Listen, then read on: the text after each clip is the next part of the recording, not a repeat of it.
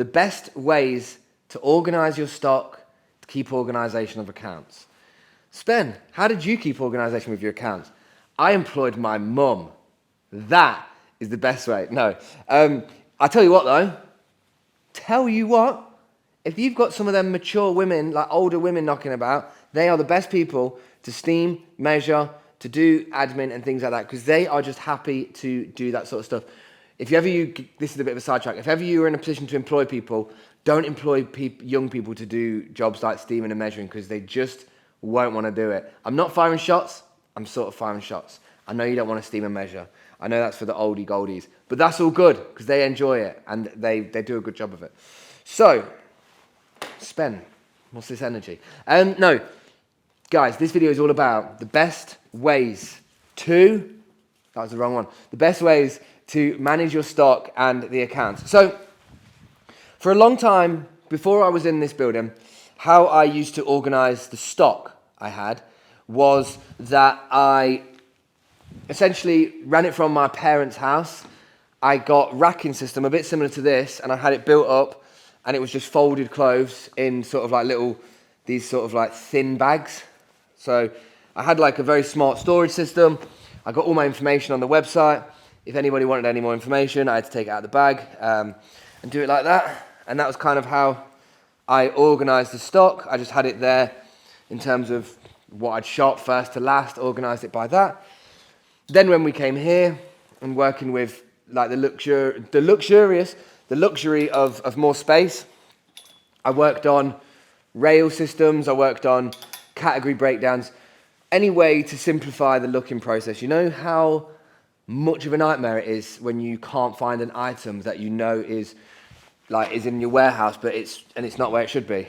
That happens the minute you upload faster than you are managing your organization system. So it's very important that you have a good system in place. It's good for many reasons, really. It's good to have a great system in place for when you are, starting out. Because if you start out and you've got a good system in place, then you're setting up the perfect blueprint to continue doing this, like cohesively and efficiently and effectively. If you are, if you've not got a good system in place from when you have like 20 products, you're going to be stuffed if you have 200 products because you wouldn't have created the good system for the small amount of items. So this video is talking about organizing stocks and organizing accounts. So simply put, with accounts, there's a multitude of ways you could do it, and it does depend on where you are in the position. I would say the easiest ways to do it are, from what I've experienced, use an app or use something that's on a computer or an app on your phone that you already use. Do not download something that you don't already use to organize a system in place, because you probably won't maintain using it. Maybe you will. Maybe you're not me. Okay, I'll take that one back. This is what I would say. This is a good one to use for early stages. Use Microsoft or Google Excel. Use Excel and literally have a sheet. You could do it super easily as well for organizing that. Now, we're not going to get into the sort of confusion of, is that the most efficient way first or not? But what I would do is I would create like a sheet on Excel. I would have the list at the top of items bought, items sold, and a date to show that. Would have the money that was sold by each item, the amount, like a column with the, so I would have column 1, items bought, column 2, items sold, column 3, date, column 4, price sold for, column 5, price bought for, column 6, commissions charged by third-party platforms, column 7, net profit. And then what I would do is I would create one of the other cells, is what they're called, in the other side, that would work out a live turnover of what I had. So if you, that was so wordy, wasn't it? Wow. If you want to just keep a track of what it is that you have coming in and going out, that's the simplest way to blend the spend and the outgoings constantly. Now, Spen, you haven't even broken into the fact that somebody might have to go and buy hangers and do all that. Look, do that if you think that's what you need to do. I mean, you've got to keep a track of everything. So you may as well do that. That was so unconvicted. Look, like I said to you at the start of it, I employed my mum because I wasn't going to sit there and do all this stuff. Although, I don't underplay it. Again, I come from a creative background where my vision was what I was doing. And I know that not everybody can just like have somebody who's going to do it. So respectfully, what I would say is use something like Google Docs or Excel where you can see everything very clearly. Create systems where you have green, red, and amber and what that looks like for you. Create something where you can very quickly analyze and assess the outcome of it before having to, like if you looked on your document and you was like, you put all the numbers in and you're like, oh, it's in amber. You would already know that you're maybe merging onto red with like, oh no, I sold these items for too cheap. I bought them for more than I sold them for. Whatever it is, you kind of like, you do that thing that people do in school where, when you used to be like year 7 biology, go with me, and you used to like, I think they had it where you'd like dissect something. But then when you're in science, that was so random. Why did I just do that?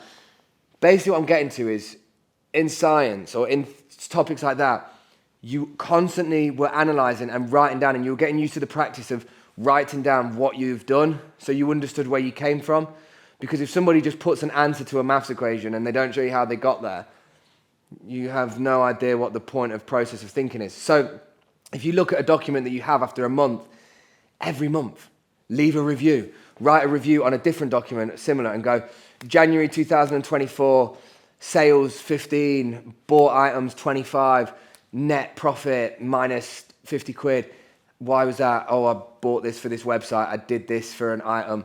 You've got to constantly keep doing things like that and simplifying it. Like, even tell yourself, like, every month or every week, if you want it something quicker, every week, at the end of a week, what is one thing you learn that you didn't know that's going to help you? Whether it's something you failed on.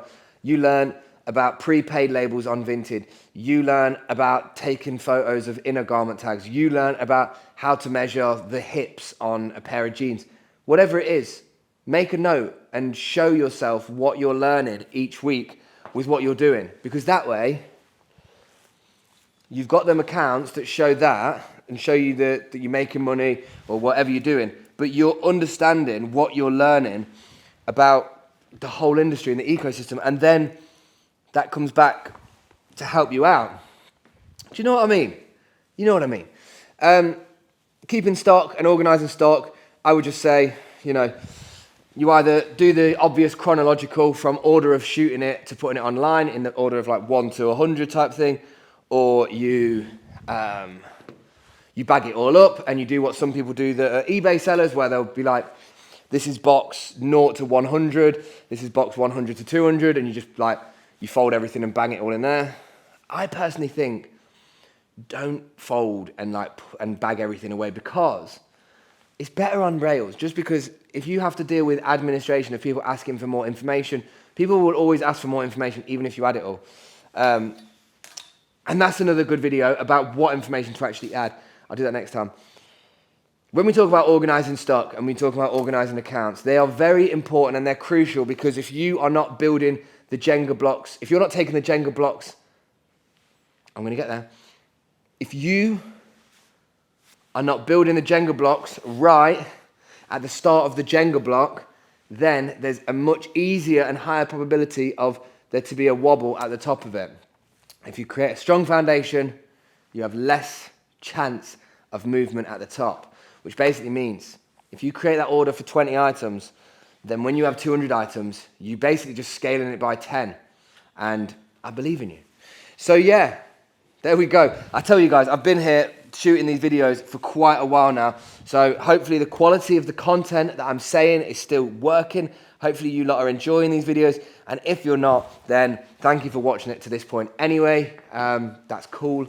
But I appreciate you. Anybody that watches, likes, follows, shares the videos, gives me feedback. Guys, just because I'm telling you how to set up a store, you can tell me how to make better videos, you know. You can say, I really like this video, but I want to see you do this. I want to see you do that. It doesn't mean to say that I'll do them all, but I like to take feedback because I remember it at certain points, trust me. So guys, I appreciate you. That's me over and out. That's like enough videos done for a bit. Well, you're only seeing this one, but you see me in the same outfit. So yeah, big love guys, as always. Hope you lot are all doing well. Happy selling, happy all of that. And oh yeah, I've got my mic on my hat. Yeah, I'm out.